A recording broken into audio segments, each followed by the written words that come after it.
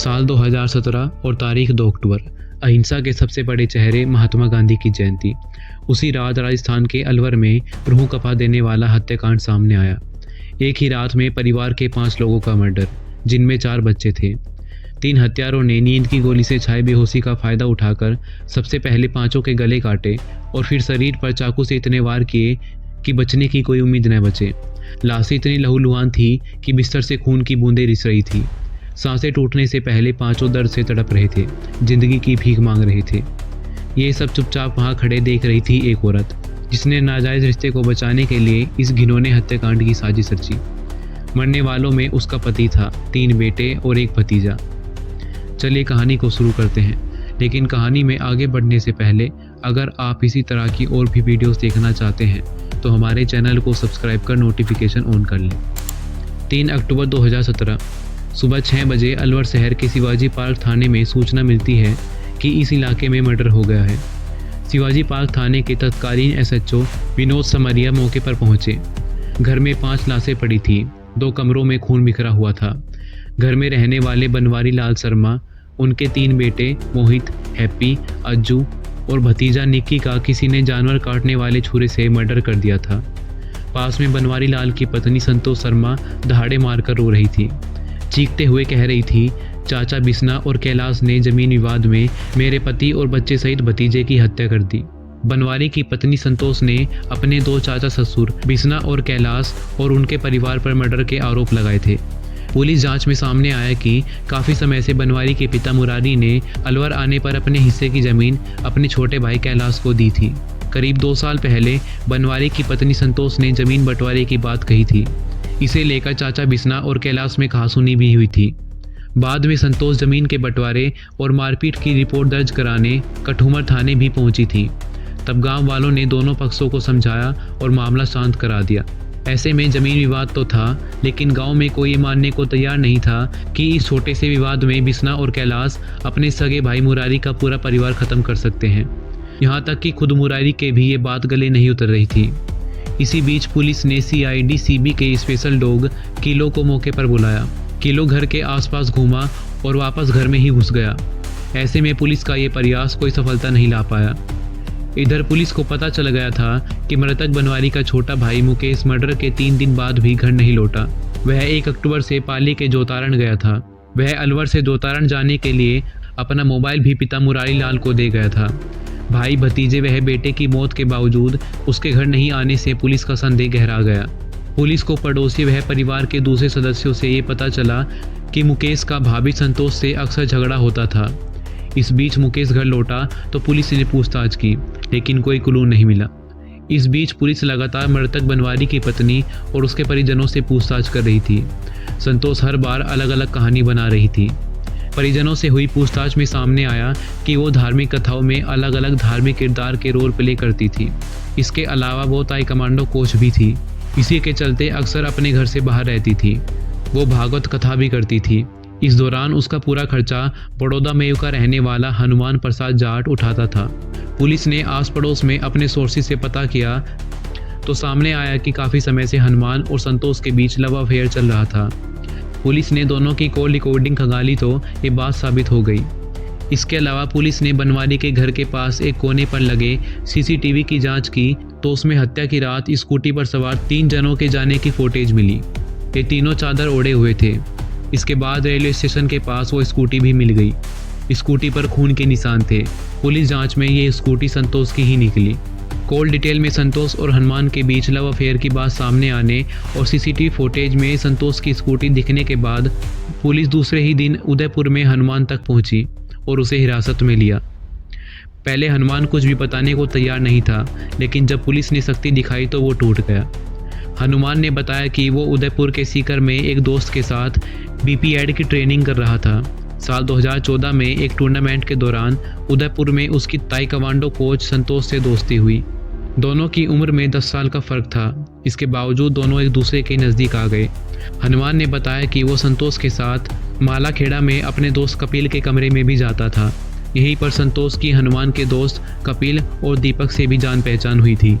हनुमान ने बताया कि संतोष के पति बनवारी और बेटे मोहित को उस पर शक हो गया था। वो संतोष और उसके नाजायज़ रिश्ते में रोड़ा बन गए थे। इसके चलते उसने और संतोष ने अपने 2 साथी दीपक और कपिल की मदद से बनवारी और उसके 3 बेटे और एक भतीजे की हत्या कर दी। इस सनसनीखेज खुलासे के बाद पुलिस ने पहले हनुमान को गिरफ्तार किया, उसके बाद कपिल और दीपक को भी गिरफ्तार कर लिया। हनुमान, कपिल और दीपक की गिरफ्तारी के बाद पुलिस ने संतोष को भी हिरासत में ले लिया।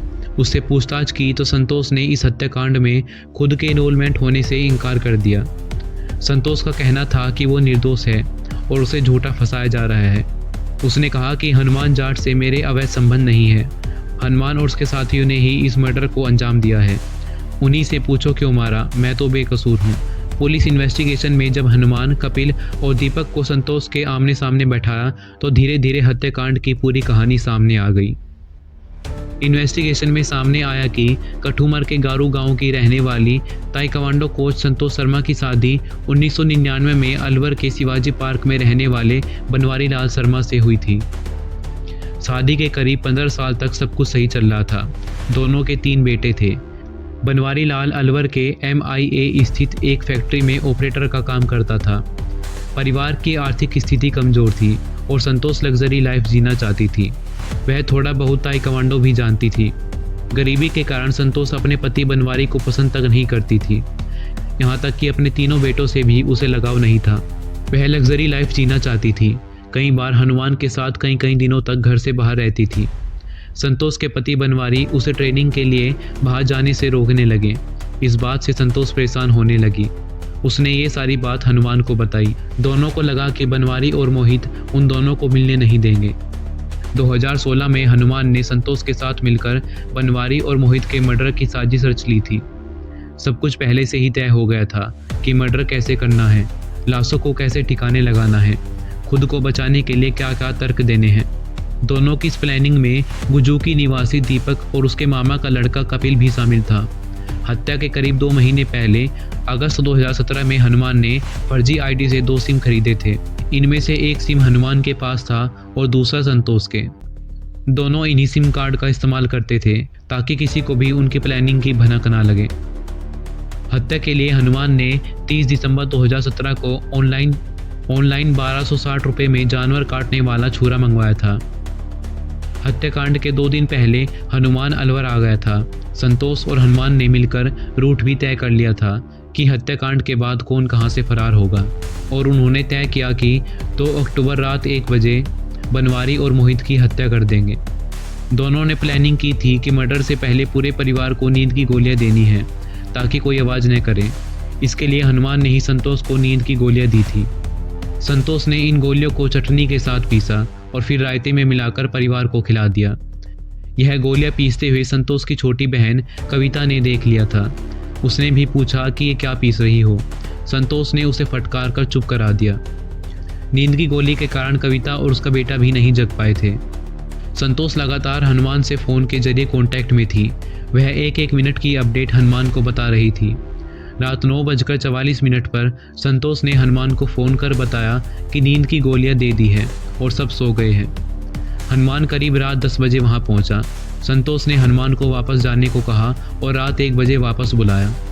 1 बजे हनुमान, दीपक और कपिल संतोष के मकान पर पहुंचे। संतोष ने मेन गेट खोला और हनुमान को बताया कि बनवारी लाल, बेटा मोहित, हैप्पी, अज्जू और भतीजा निक्की नीचे वाले कमरे में सोए हैं। संतोष ने सबसे पहले इशारा करते हुए बताया कि पति कहाँ सो रहा है। संतोष के इशारा करते ही हनुमान ने सबसे पहले बनवारी लाल का गला काटा। बाकी साथियों ने चाकू से शरीर को छन्नी कर दिया। मोहित की तबीयत खराब होने की वजह से उसने रायता नहीं खाया था। मर्डर के दौरान उसकी आंख खुल गई। वह चारपाई से उठा तो उसका भी गला काट दिया। पति और बेटों की आंखों के सामने हत्या हो रही थी और संतोष ये सब सीढ़ियों से खड़ी होकर देख रही थी। पुलिस जांच में सामने आया कि संतोष और हनुमान ने केवल बनवारी लाल और बेटे मोहित को ही मारने का प्लान बनाया था। बरामदे में संतोष के 2 छोटे बेटे और भतीजा सो रहे थे। हत्याकांड के बाद बरामदे में आते समय तीनों बच्चों पर हनुमान का पैर पड़ गया। इसके बाद हनुमान ने इन तीनों का भी गला काट दिया। दीपक और कपिल ने पांचों के शवों पर दर्जनों वार किए। घटनाक्रम के दौरान संतोष की छोटी बहन कविता और उसका बेटा ऊपर मंजिल पर सो रहे थे। इस वजह से वो बच गए। मर्डर के बाद तीनों आरोपी संतोष की स्कूटी लेकर निकले। इन्हें भागने में संतोष ने ही मदद की थी और 3000 रुपये भी दिए थे। तीनों ने मंडी मोड़ पहुंचकर हाथ वह चाकू को पानी की टंकी पर धोया। इसके बाद संतोष की स्कूटी को रेलवे स्टेशन के पास सुनसान जगह पर छोड़ दिया। ऑटो में बैठकर तीनों राजगढ़ आए। यहाँ से बूंदी कुई होते हुए जयपुर आए। जयपुर से हनुमान उदयपुर पहुंच गया। इधर उसके 2 साथी वापस गुज्जूकी आ गए। साल भर पहले ही इस मामले में अलवर की अपर जिला और सेक्शन कोर्ट 2 ने संतोष और उसके प्रेमी हनुमान जाट को उम्र कैद की सजा सुनाई थी। तो ये था कैसे और क्यों संतोष ने अपने प्रेमी के साथ मिलकर अपने पूरे परिवार को मौत के घाट उतार दिया। आपकी इस घटना के बारे में क्या राय है कमेंट बॉक्स में ज़रूर बताएं और इसी तरह की और वीडियोस देखने के लिए चैनल को सब्सक्राइब करें।